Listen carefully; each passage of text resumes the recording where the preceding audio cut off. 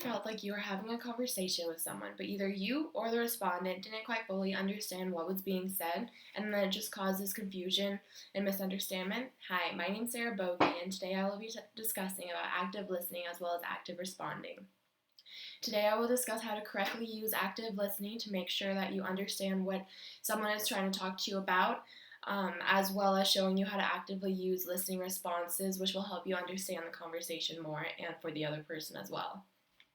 I will discuss a research study on active listening that could help with me and my mom during any type of conversation that we are having. In the article, The Relative Effectiveness of Active Listening in Initial Interactions, this study involves 115 participants and directions with 10 Confederates who are trained to respond with active listening responses.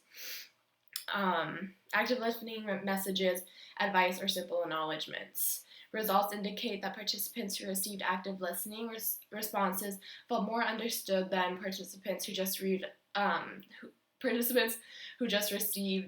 advice and simple acknowledgments. This relates to Chapter 2 to make sure to use nonverbal communication when you are having a conversation so the other person knows that you are listening to them, and how we can use our vocals to show how we can respond to others through our emotions during a certain conversation. For the research findings I found, the first hypothesis is how people in initial interactions experience higher levels of understanding when the interaction partner engages in active listening compared to giving advice or simple acknowledgments. The second hypothesis I found was how active listening involves restating a paraphrased version of the speaker's message when appropriate, and then asking questions when appropriate, and maintaining a high to low nonverbal conversation.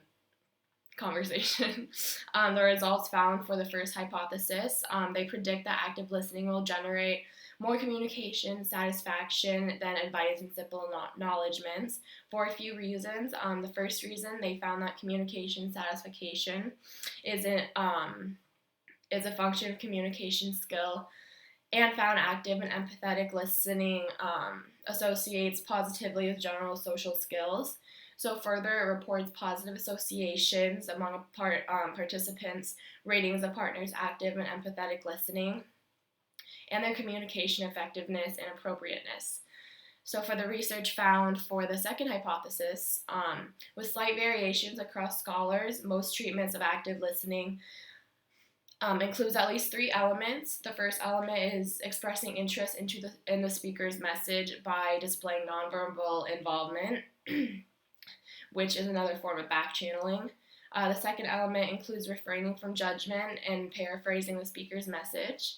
And for example, if the speaker expresses frustration, the active listener could respond, "I can understand how that situation could cause frustration," which that can go back to Chapter 2 in the vocals, and how to express to a person through emotion and know that you care. Third, active listening also includes asking a question to encourage the speaker to elaborate on his or her ideas with whatever the conversation is. And then the application with me and my mom through this, when we communicate something to each other, sometimes one of us don't really understand, or if it's like a conversation she's trying to have with me and it's something that I just don't want to hear, that's when one thing goes in one ear and one goes out the other. But of course that can cause frustration to her because she is trying to maybe even tell me something important, but I'm just not listening to it. So what I learned is that no matter the conversation, good or bad, you should always fully listen because you could miss important details, and to not cause frustration when you are talking, and always active listen as well as using listening responses so that other person who is talking to you knows that you are listening and that you do care with whatever it is that they have to say. So the conclusion, active listening has 3 parts.